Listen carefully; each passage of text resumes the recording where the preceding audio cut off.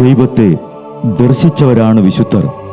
ആ വിശുദ്ധരോടൊപ്പം മാലാഖമാരുമായി സ്വർഗീയ ആനന്ദത്തിൽ ആയിരിക്കുന്ന ഞങ്ങളുടെ വാത്സല്യനിധിയായ അമ്മ ത്രേസ്യാളിൻ്റെയും പ്രിയ സഹോദരങ്ങളായ മണിദാസിൻ്റെയും ബ്രൈറ്റിൻ്റെയും പാവന സ്മരണയ്ക്ക് മുൻപിൽ ബ്രൈറ്റ് ഗ്രൂപ്പ് ഓഫ് അക്കാഡമീസ് പ്രാർത്ഥനാപൂർവം സമർപ്പിക്കുന്നു ഇന്നത്തെ വിശുദ്ധർ. അവതരണം അനിൽ കുഴിഞ്ഞകാല. ആശയം മുത്തയ്യൻ ആൻഡ് സെലിൻ പ്രിയ. സംവിധാനം സ്റ്റെനി ആൻഡ് സ്റ്റെനിച്ച്. ഇന്നേ ദിവസം തിരുസഭ മാതൃകയായി നൽകിയ വിശുദ്ധരെ അനുകരിച്ച് പ്രാർത്ഥനയോടെ ആ പാത പിന്തുടരുന്ന നിങ്ങൾക്കേവർക്കും കർത്താവിൻ്റെ തിരുമുഖം ദർശിക്കാൻ കഴിയട്ടെ എന്ന പ്രാർത്ഥനയോടെ ഞാൻ നിങ്ങളുടെ സ്വന്തം ജസ്റ്റിൻ. ഇന്ന് ആഗസ്റ്റ് 24 അപ്പോസ്തലനായ വിശുദ്ധ ബർത്തലോമിയായുടെ തിരുനാൾ. സുവിശേഷകൻ ശ്ലീഹന്മാരുടെ പേരുകൾ നൽകുമ്പോൾ ബർത്തലോമിയയ്ക്ക് 6ാമത്തെ സ്ഥാനമാണ് നൽകുന്നത്. ഫിലിപ്പ് കഴിഞ്ഞ് ബർത്തലോമിയോ വരുന്നു. ബർത്തലോമിയോ എന്ന പേരിൻ്റെ അർത്ഥം തെലോമയുടെ പുത്രനെന്നാണ്. ഇന്ത്യ, മെസപ്പൊട്ടോമിയ, പാർത്തിയ, ലിക്കേണിയ എന്നീ സ്ഥലങ്ങളിൽ സുവിശേഷം പ്രസംഗിച്ചു എന്നും ഇന്ത്യയിലേക്ക് വിശുദ്ധ മത്തായിയുടെ സുവിശേഷത്തിൻ്റെ ഒരു പ്രതി കൊണ്ടുവന്നു എന്നും എവുസെബിയൂസ് മുതലായ ചരിത്രകാരന്മാർ പറയുന്നു.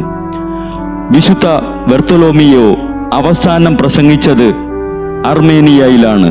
അവിടെ അദ്ദേഹം വിഗ്രഹ ആരാധകരുടെ നേതാവായ അൽബന പൊലിസിലെ ഗവർണർ അദ്ദേഹത്തെ കുരിശിൽ തറച്ചുവെന്നും ഗ്രീക്ക് ചരിത്രകാരന്മാർ പറയുന്നു. അപരന്മാർ പറയുന്നത് അദ്ദേഹത്തിൻ്റെ തോൽ ഉരിഞ്ഞ് കളഞ്ഞിട്ടാണ് കുരിശിൽ തറച്ചതെന്നത്രേ. അപ്പോസ്തലനായ വിശുദ്ധ ബർത്തലോമിയെ തിരുസഭയുടെ വിശുദ്ധിക്കും വളർച്ചയ്ക്കും വേണ്ടി പ്രാർത്ഥിക്കണമേ.